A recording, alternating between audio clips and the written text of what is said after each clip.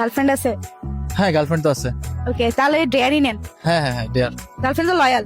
হ্যাঁ অনেক লয়াল আলহামদুলিল্লাহ। বিয়ে শাদী তো করার প্ল্যান করছেন? ইনশাআল্লাহ খুব সুন করে ফেলবো। কথাবার্তাও অলরেডি আমাকে বিয়ের জন্য প্রেশার দিছে, সো বাসায় কথা বলবো। তাহলে তো এটাই এখন সুযোগ, আপনাদের গার্লফ্রেন্ডকে কল দিবেন, কল করে বলবেন যে দেখো আমি তোমাকে এক শর্তে বিয়ে করব যদি তুমি আমাকে কিছু গিফট দাও তোমার ফ্যামিলি থেকে। না না না না, এটা কি হবে? আপনি তো নিবেন না, বাট আমরা তো জাস্ট দেখবো ভাবি কি বলে। আচ্ছা ট্রাই করতে পারি। প্লিজ। চলো ভাই। হ্যালো, হ্যাঁ কি অবস্থা? কোথায় তুমি? এই তো বাসায়। তোমার কি অবস্থা? কই তুমি? এই তো আমি একটু বাইরে আসছি ফ্রেন্ডদের সাথে আড্ডা দেওয়ার জন্য। আচ্ছা তুমি বলছিলে না আমার বাসায় বিয়ের কথা বলার জন্য?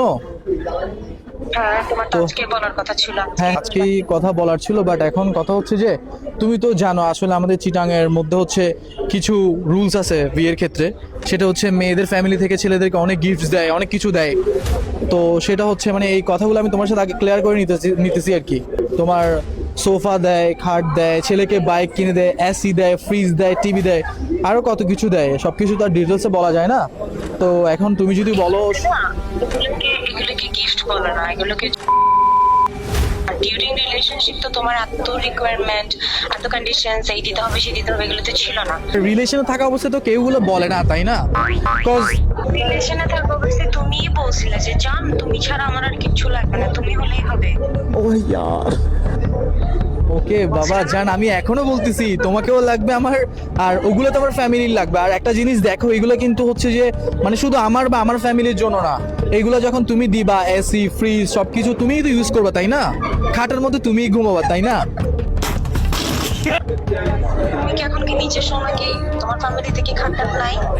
না, ফ্যামিলি থেকে খাট আছে, বাট তুমি আমাদের একটা মানে বংশ পরম্পরা এটা হয়ে আসতেছে রাবাসটা। এটা আমাদের রেওয়াজ না, ফইন্নি হরিয়ার। এই তুমি ফোন কাকে বলতেছো? যে তুমি আমার ফ্যামিলি ব্যাকগ্রাউন্ড জানো তুমি? তুমিও ফকিন্নি, তোমার ফ্যামিলিও ফকিন্নি, তোমার চাচু গোষ্ঠী পুরো। আর তা তুমি আমাকে সামান্য কিছু গিফট দিতে পারতেছো না? তুমি ফকিরনি, আমি ফকিরনি না? কি করার জন্য? তোমার চোদ্দ গোষ্ঠী ফ্যামিলি খানদান বংশ কি লেভেলের ফকিন্নি তুমি চিন্তা করতে পারতেছো? আরে কিসের ফকির? তুই যখন আমার ফ্যামিলি নিয়ে কথা বলছিস তুই ফকিরনি, তোর গোষ্ঠী ফকিরনি। শোন শোন, এই হ্যাঁ ফকিন্নির বাচ্চা। হ্যাঁ হ্যাঁ বল বল শুনতেছি। রিলেশনশিপটা ব্রেকআপ করার এমনি তো আমি একটা রিজন খুঁজতেছিলাম, বুঝছ নাই? শোন, আমার ফ্যামিলি, আমার বাপে আমার জন্য কানাডিয়ান একটা ছেলে ঠিক করছে। ফুল ফ্যামিলি কানাডাতে থাকে। খুব সুন তারা আমাকে দেখতেও আসবে, এবং তারা কানাডার সিটিজেনশিপও পাই গেছে, এবং বিয়ের পর ওখানে কানাডা যাইতে আমার বেশি দিন লাগবে না। ছেলেও ইয়াং, পড়ালেখাও আছে ভালো, সব থেকে পুরো জিম গাই, 6 ফিট একদম, মানে ফর্সাও তোর থেকে 1000 গুণ। एकदम इन्होंने वक्त बदल दिया, जज्बात बदल दिए, जिंदगी बदल दी। তোর তো কোনো সুরতো নাই, অনেক কিছু নাই, না সুন্দর ফরওয়ার্ড ফিগার আছে, কিচ্ছু নাই। তুই সিটিংকে মানুষ দেয়, সিটিংকে ফোন করে লোকে আলাদা করে স্মার্টনেস থাকে, তোর তুই জানো নাই।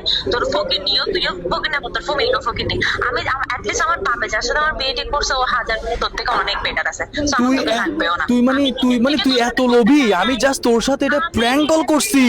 আরে চুপ চুপ চুপ চুপ। ব্রেকআপটা করি নাই, বুঝছস নাই, এই জন্যই করি নাই। তখন তো তুই চিটার বলবি।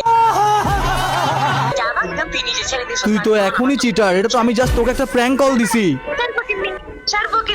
ওকে যাক, আমি তুইও প্রুভ করে দিলি যে মেয়েরা যে সবসময় চিটার হয়, তুই এটা আবার প্রুভ করলি। তোর সাথে আমি রিলেশন রাখবো না। আমি জাস্ট তোরা এমনি জাস্ট প্র্যাঙ্ক কল দিয়ে দেখলাম তুই কি বলস। বাট তুই অনেক লোভী। ব্যাটার ভাই চলে যাচ্ছিস না? যা যা যা যা, তোর ব্যাটার নিয়ে থাক। তুই ফকিরনি, তুই তুই তুই তুই ভাইয়া কি করবেন এখন? কি করবো আর কি, একটা গেছে আর 10টা আসবে, সমস্যা নাই তো।